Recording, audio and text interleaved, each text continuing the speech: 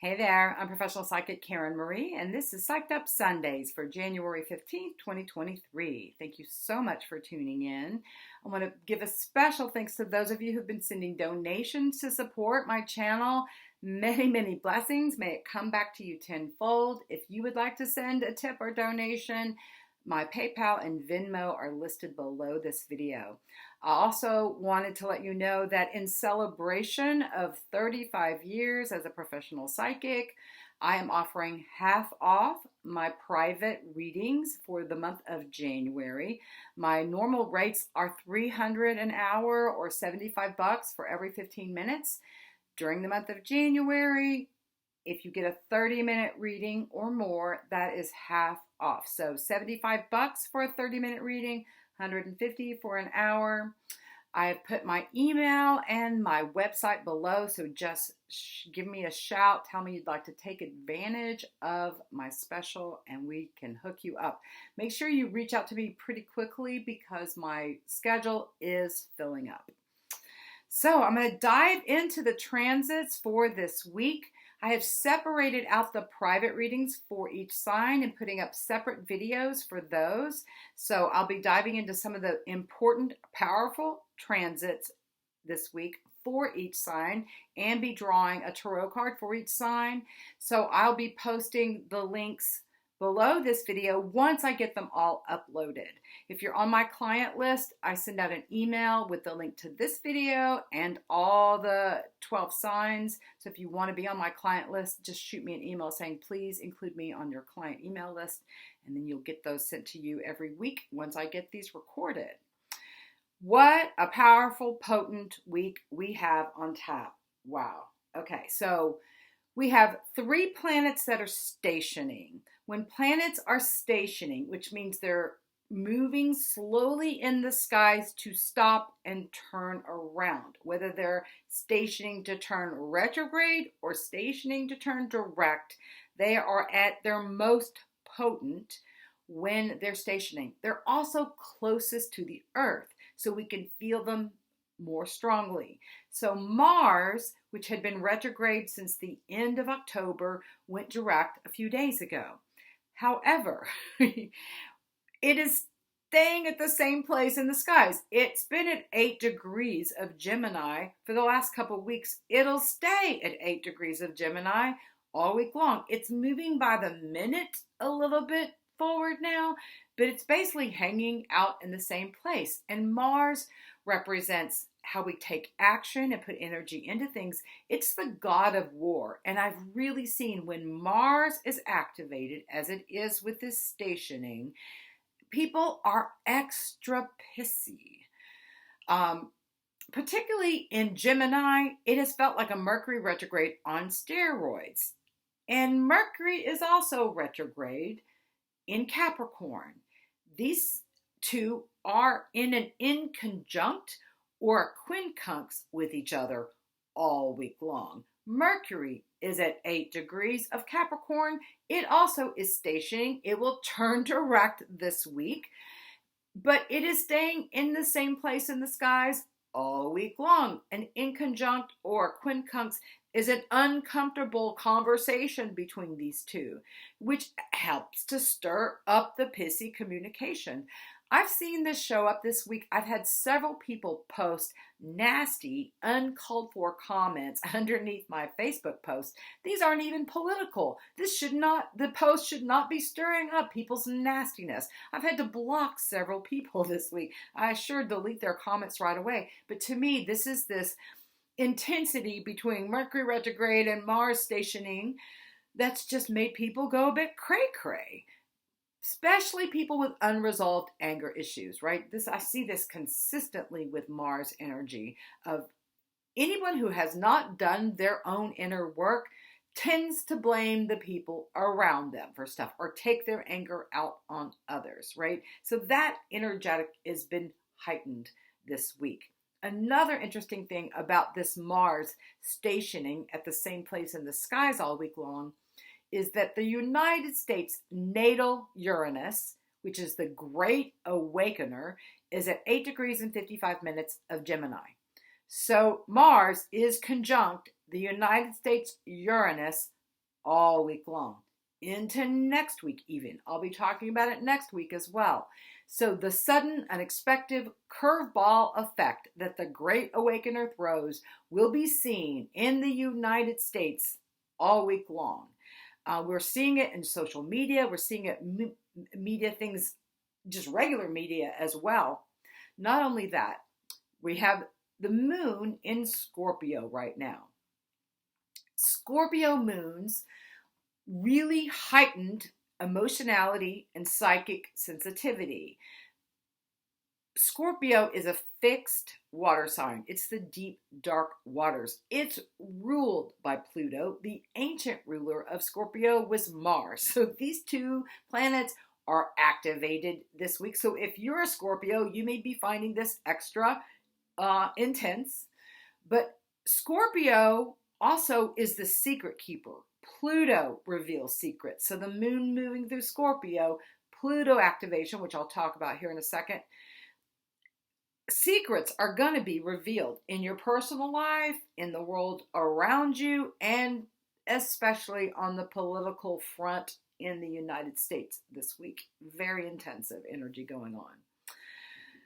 So the United States, Pluto is at 27 degrees of Capricorn. The sun's at 25 as I'm recording this. So Tuesday, the sun will cross over the United States Pluto. So Pluto, power and control issues, transformation, death, energies, really intensified with the sun aspecting this. Then the sun will cross over the transiting Pluto on Wednesday. They'll have a conjunction. This will happen exactly at 8:44 a.m. Wednesday morning, just an hour and a half or so before that at 7:11 a.m. Wednesday morning, Mercury stations direct. Now, we can feel aspects ahead of time, we can feel them afterwards, but when they're exact, if you're tuning in, you could really feel a shift in energies. A lot of psychics refer to the Pluto-Sun conjunction, which happens once a year, as the most intensive day of the year. So there's that. And so for Mercury to be stationing direct just within 2 hours of this major conjunction is going to be powerful. Again, social media is probably going to go cray-cray. Regular media is going to go cray-cray. There's going to be definite news in Washington, D.C. this week with the power plays that the two parties are doing with each other. They're going to be battling it out, or this is going to be reaching a major head, my prediction. And then Thursday, the sun is at the anaretic degree, or the very last degree of Capricorn, bringing power and control issues in government to a head. So Tuesday, Wednesday, and Thursday, all super duper intensive. On a personal level, wherever you have Capricorn ruling your chart, and this is one of the things I'm going to be diving into deeper in each sign, you've already been experiencing a great degree of transformation since Pluto entered into Capricorn in 2008. Pluto moves into Aquarius for the first time in March. We'll begin to see a preview of coming attractions when that happens. It'll go back and forth between Capricorn and Aquarius a couple different times until it finally goes into Aquarius to stay in the middle of November 2024. Then it'll stay in Aquarius for another 20 years. So we begin to see the preview of coming attractions in March, but this week we may get a preview. The sun will move into Aquarius at 2:29 a.m. Friday morning. Then we'll have the moon move into Aquarius at 12:28 p.m. Saturday afternoon, and we'll have a new moon, which is when the sun and moon are together in the skies. That'll happen at 2:53 p.m. on Saturday. This is super intensive. So we may start to get a glimpse next weekend about what Pluto entering into Aquarius could be bringing us. New moons are always a great time to make your vision boards, set new intentions for what you want for the next lunation cycle, plant those seeds.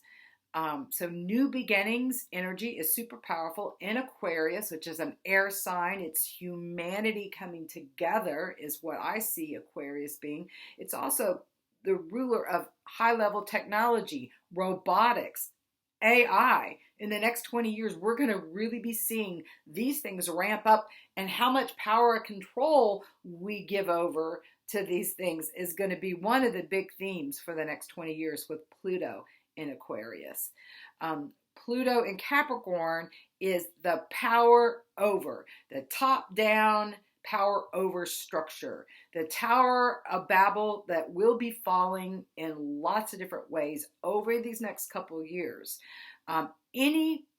This old school paradigm is what the United States was built on, right? The rich white man with money were the ones that had the power, and this paradigm shows up in businesses all over. It shows up in family dynamics.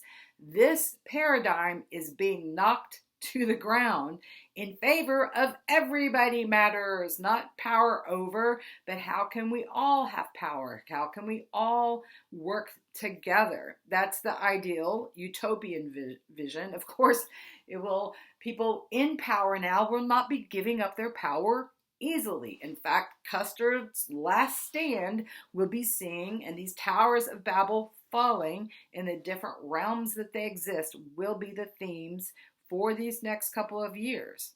All right. Juno, which is an asteroid that represents the good wife or committed partnership in your natal chart. It's what you look for in committed relationships.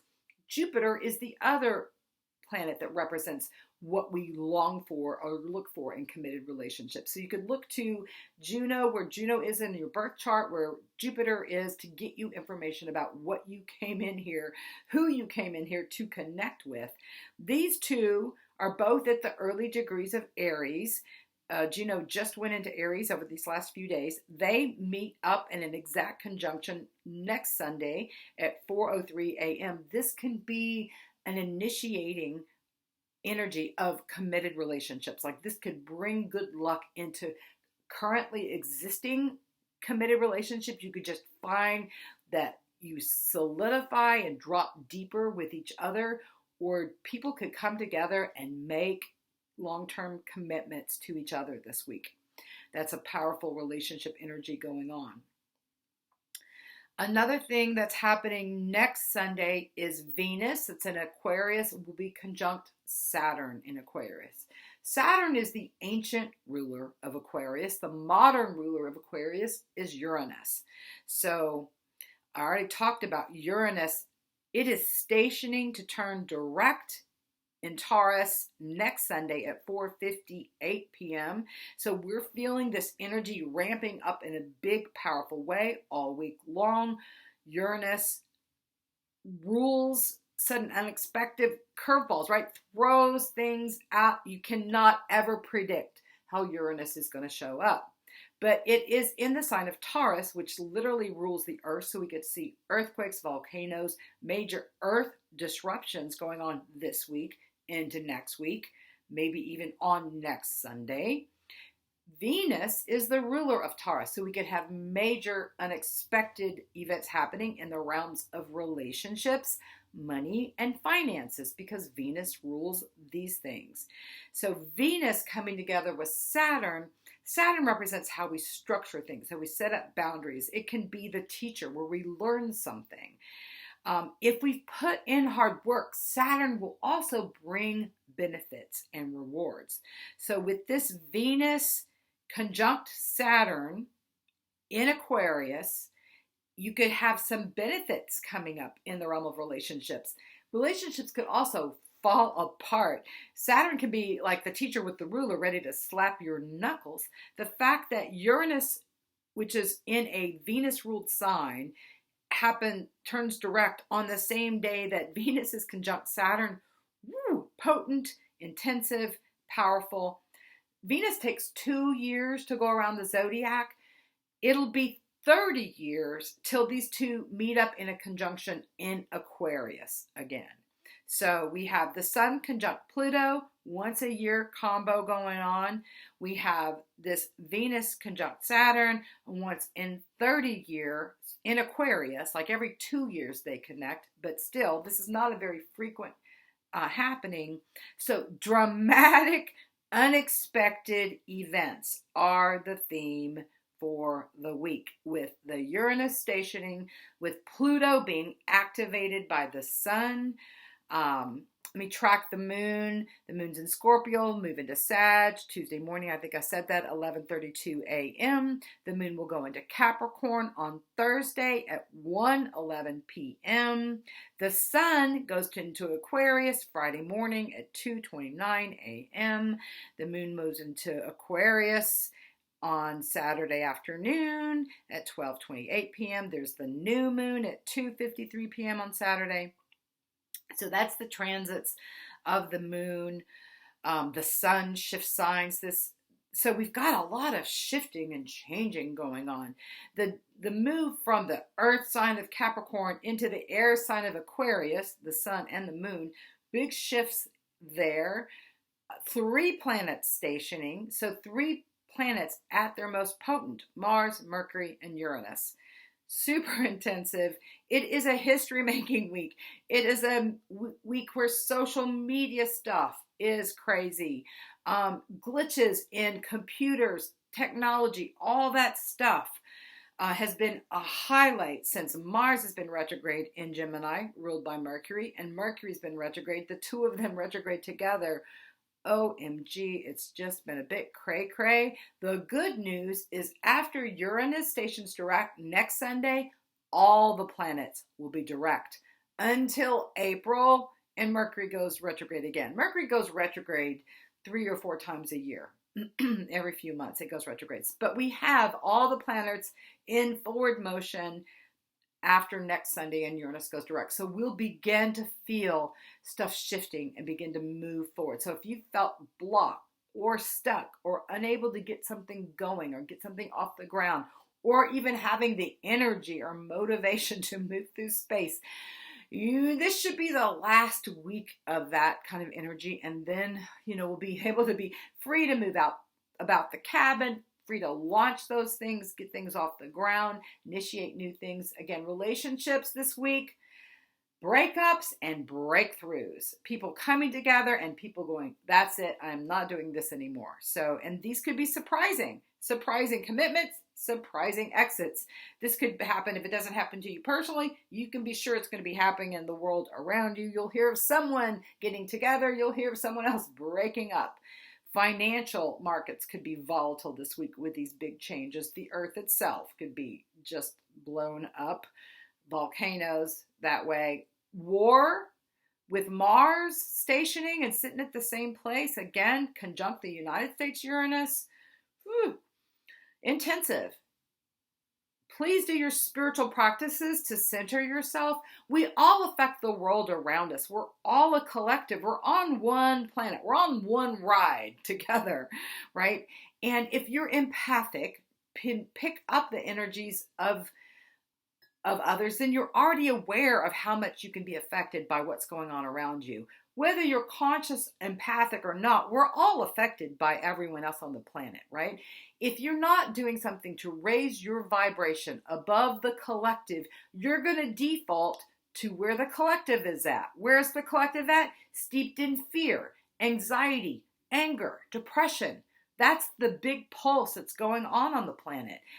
To get yourself up out of that, spiritual practices, breath work, meditation, prayer, chanting, getting out and communing with nature, communing with the divine in any way that you feel called. That's how we pull our own self. That's how we drop the oxygen mask and pull ourselves up out of the vibration of the collective, and we can add to the collective a higher vibration. It is critical this week that you do this for yourself. Otherwise, you can get blown away by what's going to be going down on the planet, particularly in this country this week. with Pluto being activated in the way it is and Uranus being activated in the way it is. So that's what I have for the week. Breathe deeply and often, meditate, pray, chant every day, and contact me if you want that discounted private session. I do those over Zoom and the telephone, so I can be coming to you wherever you are on the planet. So have a fabulous week. We'll get through this. This too shall pass. Just know it's going to be intense about that. Like, this would be a week of thunderstorms, potential tornadoes, and hurricanes if you were looking at a weather forecast, right? There's also the new beginning energy and the beauty around relationships, money, and finances. New, beautiful, good news can happen. Some volatile, unexpected bad news could also happen this week. So just take it all with a grain of salt. Know that this too shall pass, and have a really fabulous week. Peace.